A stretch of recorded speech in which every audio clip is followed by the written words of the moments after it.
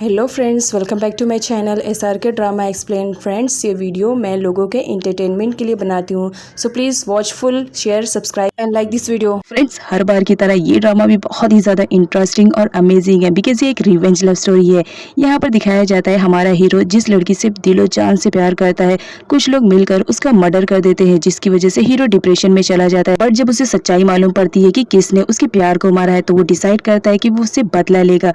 और यहाँ पर दिखाया जाता है वो उसके फियांसे को टारगेट बनाता है क्योंकि वो उसे रियलाइज करवाना चाह रहा था कि जब किसी से तुम प्यार करते हो और वो तुम्हें छोड़कर चला जाए तो कितनी ज़्यादा तकलीफ होती है। यहाँ पर दिखाया जाता है वो उस लड़की के साथ बहुत टॉर्चर वाला सलूक करता है और इतना ज़्यादा कि वो लड़की बहुत परेशान हो जाती है। अब यहाँ पर हीरो को रियलाइज होता है कि वो अपना रिवेंज लेने के चक्कर में किसी इनोसेंट लड़की की लाइफ को स्पॉइल कर रहा है, तो फाइनली वो डिसाइड करता है। अब वो क्या डिसाइड करता है ये तो हमें ड्रामे की एक्सप्लेनेशन में मालूम पड़ेगा।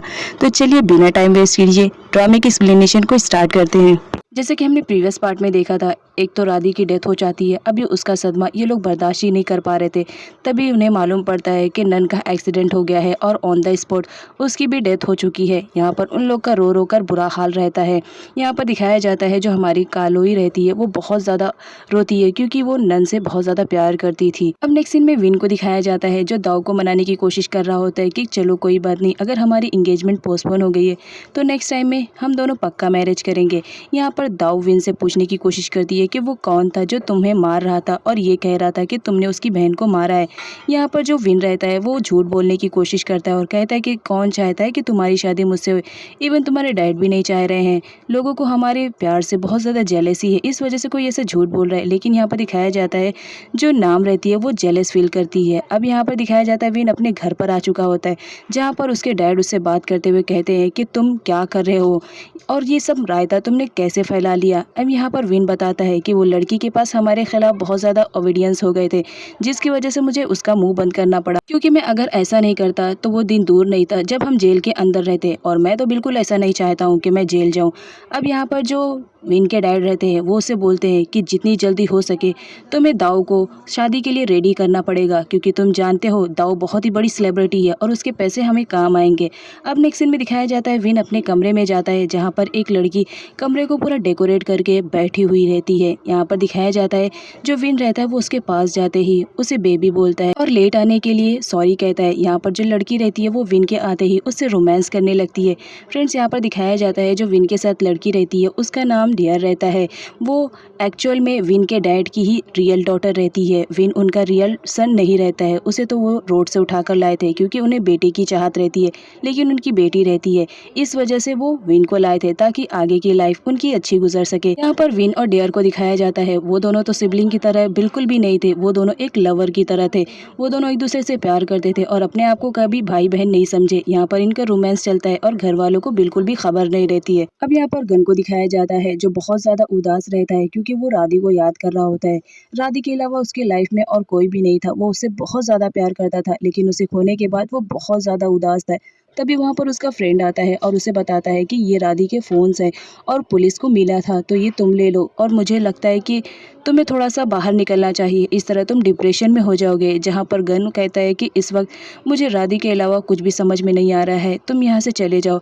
अब यहाँ पर जो उसका फ्रेंड रहता है वो उसके कहने पर वहाँ से जाता है लेकिन उसे एडवाइस करता है कि तुम्हें बाहर निकलना चाहिए ताकि तुम इस माहौल से थोड़ा सा चेंज हो जाओ। अब यहाँ पर गन रहता है वो राधी का फ़ोन ऑन करता है जहाँ पर राधी के फ़ोन में उसे कुछ ऑडियंस मिलते हैं जिन्हें सुनता है वो, जहाँ पर राधी उससे कह रही होती है कि अगर मेरी मौत के पीछे तुम जानना चाहते हो कि हकीकत कौन है और किसका हाथ है तो जल्द से जल्द मेरा लैपटॉप चेक करो, उसके अंदर सारे ऑडियंस मैंने जमा करके रखे हैं।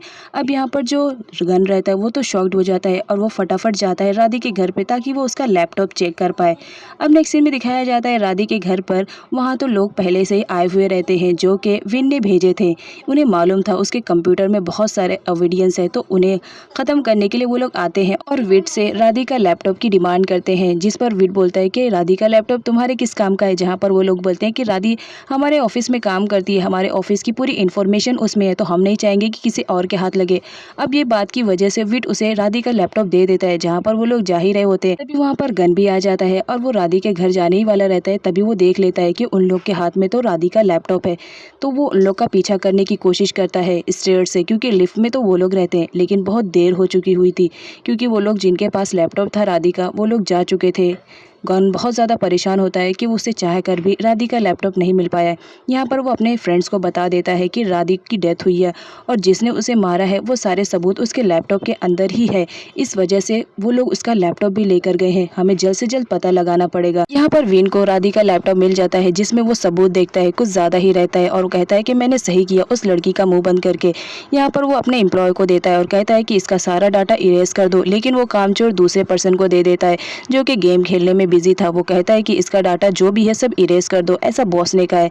वो बोलता है ठीक है मैं कर दूंगा, लेकिन वो बहुत ज्यादा गेम खेलने में बिजी रहता है तो वो नहीं करता है। यहाँ पर गन को दिखाया जाता है राधी के मैसेज के थ्रू उसे ये तो मालूम पड़ जाता है कि इन सब के पीछे विन का हाथ है, लेकिन उसके पास कोई एविडेंस विन के खिलाफ नहीं रहते। इस वजह से वो उन लोग के खिलाफ कुछ प्रूफ जमा करने की कोशिश करता है। जहाँ पर उसका फ्रेंड जेडी उसे बताता है कि मैंने सुना है उन लोग आज कोई इंटरव्यू देने वाले हैं, तो मुझे लगता है तुम्हें वहाँ पर जाना चाहिए। अब फ्रेंड के कहने पर गन वहाँ जाता है, जहाँ पर वो देखता है कि विन की तो एक गर्लफ्रेंड है, और यहाँ पर वो अनाउंस कर रहा होता है कि वो बहुत जल्द अपनी गर्लफ्रेंड दाऊ से शादी करने वाला है। अब यहाँ पर गन का माइंड चलता है और वो सोचता है कि इसने जो मेरे साथ किया मैं भी उसी के साथ करूंगा, इसकी कमजोरी की हुई मैं अपना हथियार बनाऊंगा। और यहाँ पर वो डिसाइड करता है कि उसका टारगेट उसकी गर्लफ्रेंड दाऊ रहेगी। यहाँ पर गन से देखा नहीं जाता है कि वो उन लोग की इंटरव्यू को अटेंड करे जिसने उसके प्यार को मारा है, तो वो वहाँ से चला जाता है।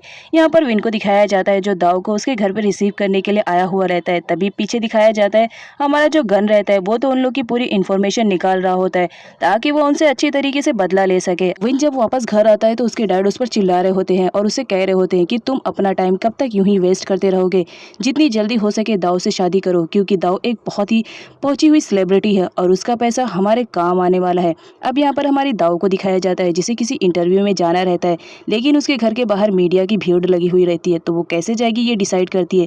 तभी उसके माइंड में एक आइडिया आता है और वो अपने सेक्रेटरी से बोलती है कि तुम जल्द से जल्द मेरे घर के नीचे आओ, लेकिन याद रखना कार को चेंज कर लेना।